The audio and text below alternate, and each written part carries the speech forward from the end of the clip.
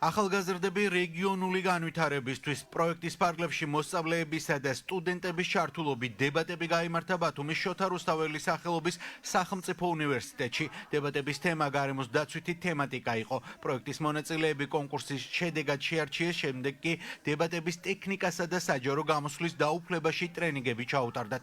ორგანიზატორების თქმით, პროექტის მიზანი ახალგაზრდებში კრიტიკული აზროვნების, საჯარო გამოსვლისა და დებატების ხელოვნების გამომუშავებაა. პროექტი დებატებისა და განათლების ეროვნული ინსტიტუტის მიერ სახელმწიფო გრანტის მართვის სააგენტოს მხარდაჭერით საქართველოს 20 მუნიციპალიტეტში ხორციელდება. ჩემთვის მაგალითად პირველია, არიან აქ ბავშვები, რომელთაც გამოცდილება აქვს. ძალიან კარგი გუნდი მყავს, ძალიან კარგი კომუნიკაცია და მუშაობა გქონდა ერთად. მოვამზადეთ кейსი, სწავლობთ გუნდურ მუშაობას, გუმჯობესდება კრიტიკული აზროვნება, შემოქმედებითი აზროვნებაც, ასევე დებატებში საჭიროა ხარტი აზროვნება და კომუნიკაცია უპირველეს ყოვლისა. სახელმწიფო გრანტის მართვის სააგენტოს მხარდაჭერით ვახორციელებთ პროექტს ახალგაზრდები რეგიონული განვითარებისათვის, რომლის ფარგლებში თვითმყოფობით ბათუმის შოთა რუსთაველის სახელმწიფო უნივერსიტეტში, სადაც მართავთ საჯარო დებატებს ეკოლოგიის საკითხებთან დაკავშირებით.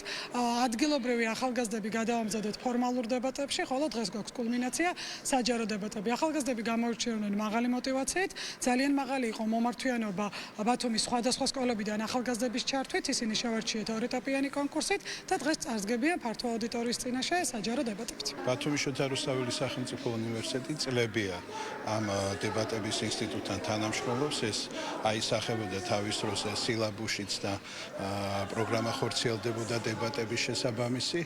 დღეს ვართ ერთ-ერთი ყველაზე საინტერესო დებატების პროექტის პარტნიორი და მასპინძლობთ ამ პროექტს ბათუმის უნივერსიტეტში.